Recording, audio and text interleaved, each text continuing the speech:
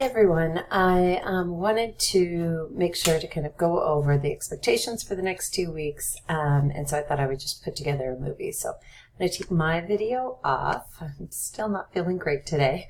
And then let's go into week 2. So as you remember, last night we had the wonderful guest speakers come and talk to us about what it's like for parents to work with teachers and just kind of the importance of what our job is. And then you broke into 2 groups. So I'll start here. In Professor Talbot's group, we went through the Bambara book and what we're learning there. Let's just let this load for a second.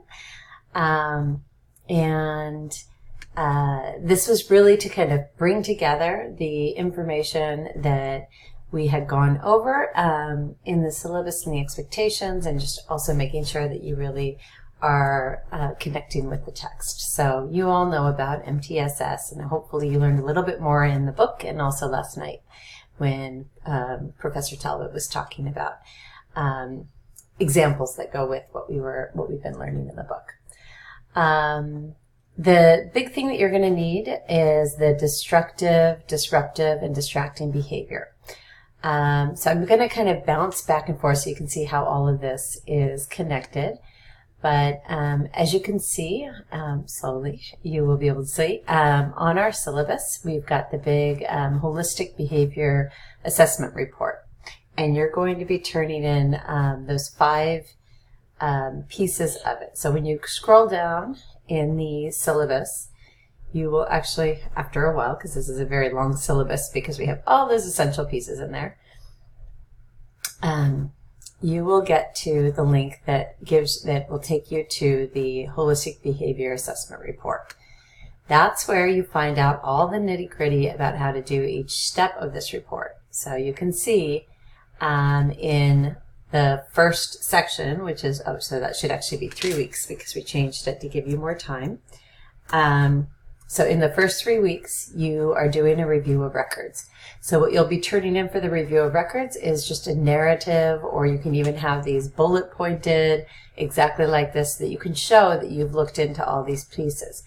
The most important thing that we'll be looking for is whether you actually explained how the disability or the concern is manifesting for the learner, and using, the data from like the past assessments. So if you say the student has autism spectrum disorder, or maybe they have behavior concerns, maybe they don't have an IEP yet, but then they actually do, then we need to know what is all the information that has led the school to believe that there's a concern there. If it's ADD, how does that manifest for the child? Anything that you have there. If it's LPAC scores, I don't just want the LPAC score, I want to know exactly how that's manifesting, what levels they're on, and is it in reading, writing, learning, reading, writing, listening, and speaking, or is it only in one of those areas? And what RTI measures have been tried.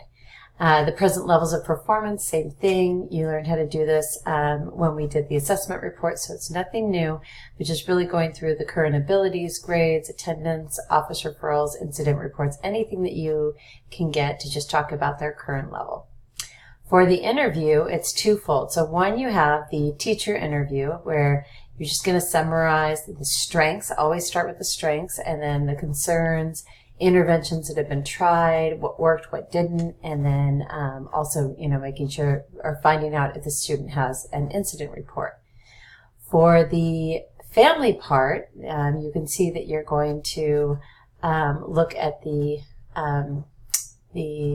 syllabus, and then you can click on the family interview, and that will take you to the full write-up of the expectations for the parent interview.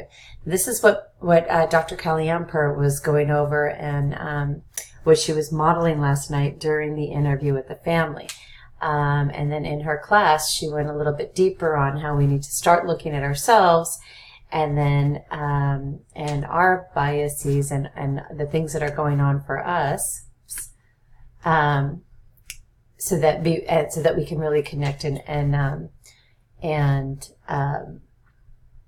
use that approach towards enhancing self-awareness of cultural differences, and then also the 4 steps of cultural reciprocity. So in class, she went through those 4 steps, which are identifying the cultural basis in your instructional practice, and then the cultural basis in your student's behavior. And if there's some sort of incongruence, then really looking at that, making these differences in expectations explicit, and then working out a compromise. So she gave some really great examples, but always starting with asking yourself why and who you are. She had you do the activity where you went through and looked at your cultural identity. And so we looked at the different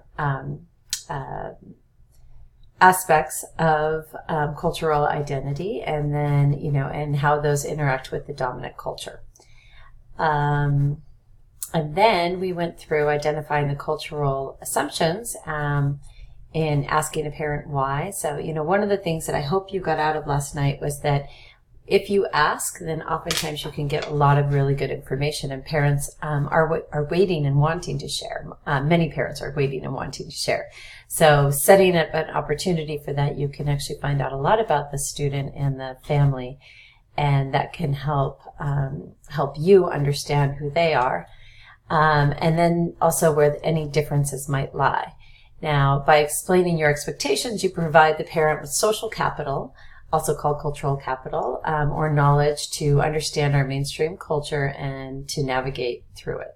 So you can also help them make informed decisions. So it's really about kind of figuring out what both perspectives are, and so that you can then work out a compromise, and that your compromise still respects the parents' cultures and their values and beliefs. So you went through the group activity that looked at a situation with a challenging behavior and how you would work that out using the 4 steps of cultural reciprocity.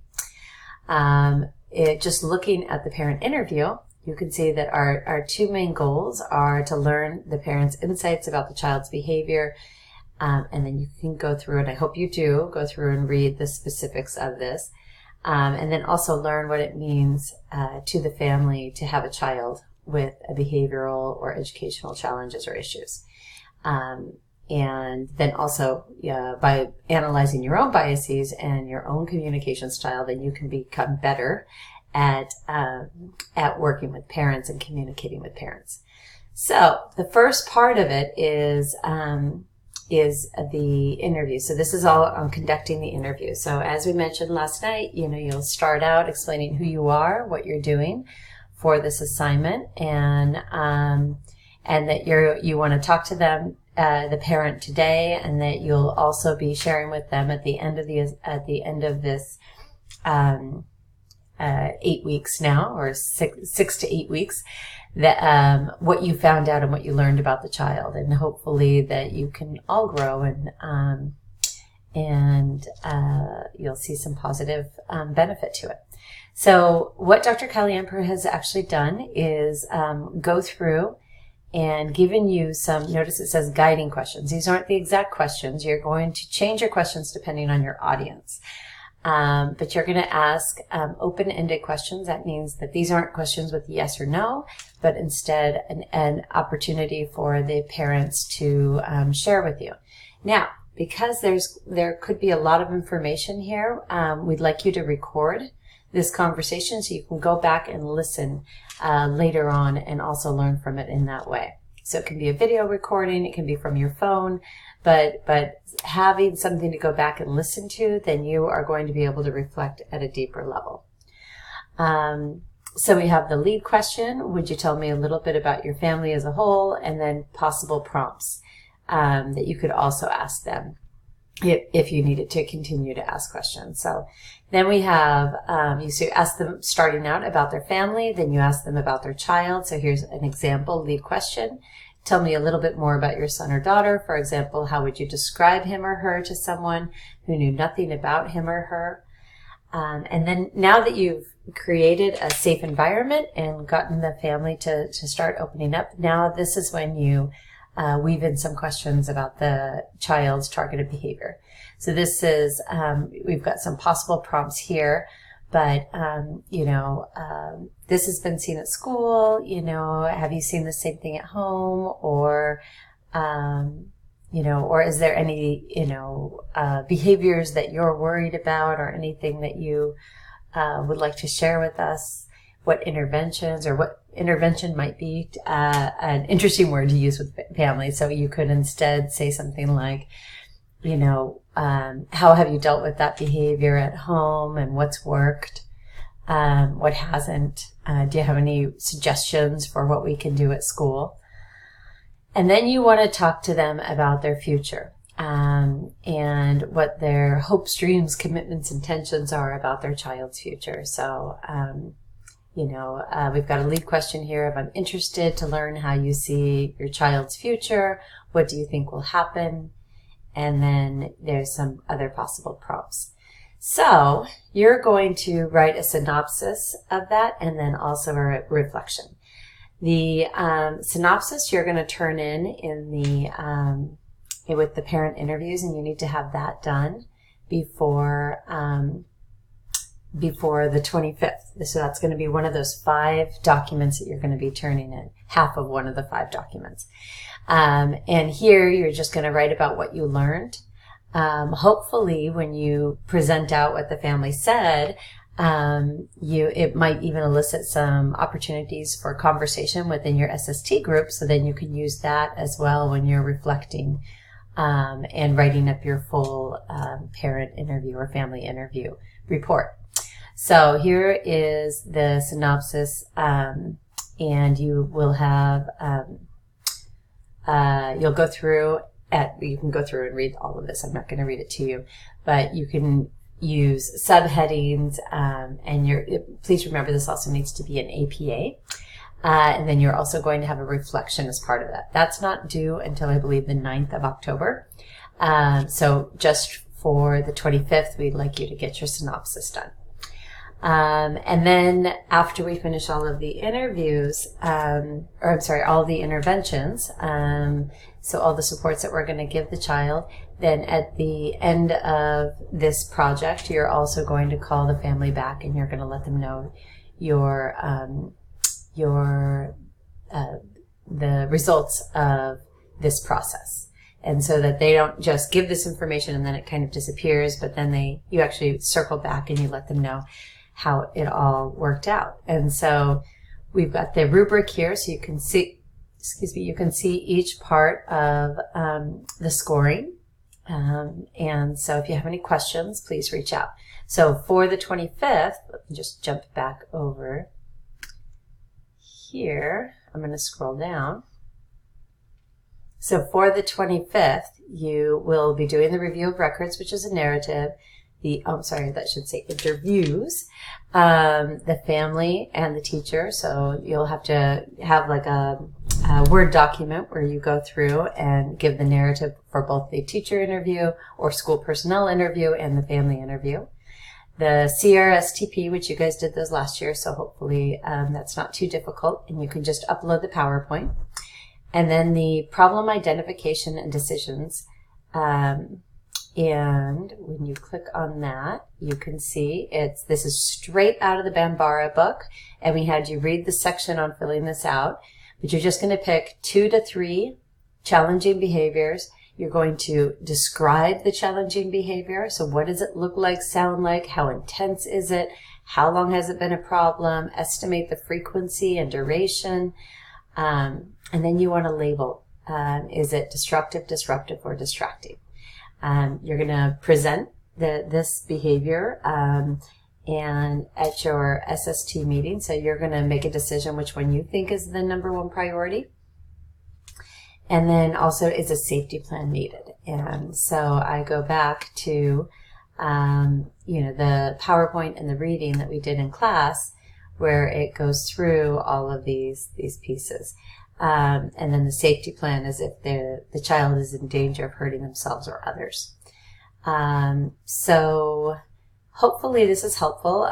We've gone over the tier 1, tier 2, tier 3. We've got the sample meeting for the 25th. So this is really about you bringing in all of the materials so that we can really focus on that. And then the team approach, as we mentioned before, when you get into your teams, there'll be 4 people in them. And so you'll have a facilitator, a recorder, a timekeeper, and an observer. And here are the 5 documents that need to be uploaded by the 25th. And for this next week, you're going to read chapter 2 and then also one of these articles. So we found 4 different articles, and they are at different levels and for people with different experiences around behavior supports in classrooms and disability supports. So you're going to choose one that you read between now and next week. And then we also want you to take a look at these 2 charts. So here you can see it's kindergarten to 1st grade. Oops. And it goes through social awareness, relationship skills, responsible decision making, self-awareness, and self-management. So we've got it up through grade 2, and then here's grade 4 and 5. And it just shows you how, as you move through the grades, the types of activities and supports you can do around social emotional learning for students. The Illinois SEL is right here. And they've actually gone through and looked at or provided performance descriptors. And this one, so if you're in the 6 through 12, you can look at the 1 through 5 too. But the 6 through 12, then you can open up this PDF. I wanted you to get the whole website. And there we go. And you can see these performance descriptors for social emotional learning for the different grade levels. My computer's thinking. And so once again, we've got the social emotional descriptors and then how it would change depending on grade. So whatever your grade level is, then you want to get to know kind of like what are the types of things that you could expect somebody at your grade level to be doing. So hopefully that answers all of your questions about what it is that you need to turn in. So this will be narrative, this will be narrative, this will be the PowerPoint, this will be the online doc, the Google Doc, a copy of the Google Doc, sorry. Copy of the Google Doc. And this will also be a copy of the Google Doc. Also, I did want to show you the incident report. So an incident report, we had you read in the book, I think it was page 90 to something, how to complete an incident report. This is for you to go through, figure out what is a time that the student has been experiencing or doing this behavior. And what we really want you to get through is looking at the trigger, the escalation, the crisis phase, the beginning recovery, and the recovery phase. So please look back at your Bambara book, see how they filled out the incident reports, and that's going to help you really see how the child goes through each phases of their behavior, all the way down to how you get them fully through that phase and reintroduce them into the classroom. And then also looking if there's a safety plan. So it's also going to ask you what your hunches are about the setting or triggers. What are your hunches about the purpose of the behavior and what might prevent or interrupt the behavior more effectively in the future. So please take a look at, or please complete this, and then you'll just be uploading your copy of this incident report that's all completed. All right, have a great day, and as always, reach out if you need anything.